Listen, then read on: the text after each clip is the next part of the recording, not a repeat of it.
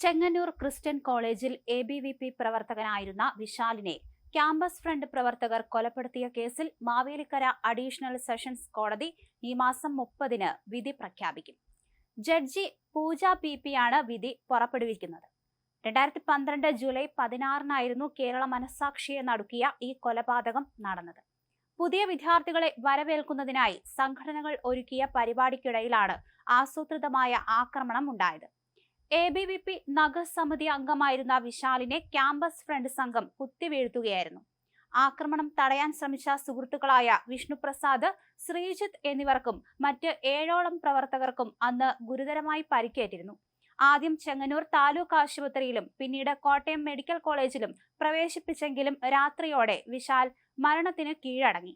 Medical കോളേജിലേക്കുള്ള യാത്രക്കിടയിൽ popular ഫ്രണ്ടുകാരാണ് തന്നെ കുത്തിയത് എന്ന് വിശാൽ സുഹൃത്തിനോട് പറഞ്ഞത് പ്രോസിക്യൂഷൻ പ്രധാന തെളിവായി കോടതിയിൽ ഹാജരാക്കിയിരുന്നു. സംഭവ സ്ഥലത്ത് നിന്ന് ലഭിച്ച 3-ാം പ്രതി ഷെഫീഖിന്റെ തിരിച്ചറിയൽ കാർഡും പ്രതികളുടെ മൊഴിപ്രകാരം കണ്ടെടുത്ത മാരകായുധങ്ങളും കേസിൽ നിർണായകമായി. 20 പ്രതികൾക്കെതിരെയാണ് ക്രൈംബ്രാഞ്ച് കുറ്റപത്രം സമർപ്പിച്ചത്. കേസിൽ സ്പെഷ്യൽ പ്രോസിക്യൂട്ടറെ നിയമിക്കുന്ന കാര്യത്തിൽ തുടക്കത്തിൽ LDF സർക്കാർ വിമുഖത കാണിച്ചത് വലിയ വിവാദമായി മാറിയിരുന്നു. ഒടുവിൽ കേന്ദ്ര ഇടപെടൽ ഉണ്ടാകുമെന്ന സാഹചര്യത്തിലാണ് അഡ്വക്കേറ്റ് പ്രതാപ് ജി പടിക്കലിനെ സ്പെഷ്യൽ പ്രോസിക്യൂട്ടറായി നിയമിക്കാൻ സംസ്ഥാന സർക്കാർ തയ്യാറായത്. പ്രതികളെ തിരിച്ചറിയാതിരിക്കാൻ ഒരേ വസ്ത്രം ധരിച്ച് അവർ കോടതിയിൽ ഹാജരായെങ്കിലും സാക്ഷികൾ എല്ലാവരെയും കൃത്യമായി തിരിച്ചറിഞ്ഞു എന്നത് പ്രോസിക്യൂഷന് കരുത്തായി.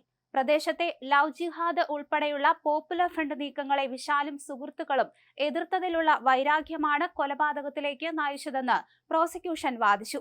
കൊലപാതകത്തിന് പ്രത്യേക പരിശീലനം ലഭിച്ച സംഘമാണ് കൃത്യം നടത്തിയത്. കൃത്യത്തിന് ശേഷം കായംകുളത്തെ പോപ്പുലർ ഫ്രണ്ട് ഓഫീസിലടക്കം പ്രതികൾ ഒളിവിൽ കഴിഞ്ഞിരുന്നു. വിചാരണ വേളയിൽ KSU SFI പ്രവർത്തകരായ സാക്ഷികൾ പ്രതികൾക്ക് അനുകൂലമായി നിലപാട് സ്വീകരിച്ച് കൂറുമാറിയത് കോടതിയിൽ വലിയ നാടകീയ രംഗങ്ങൾക്ക് കാരണമായി.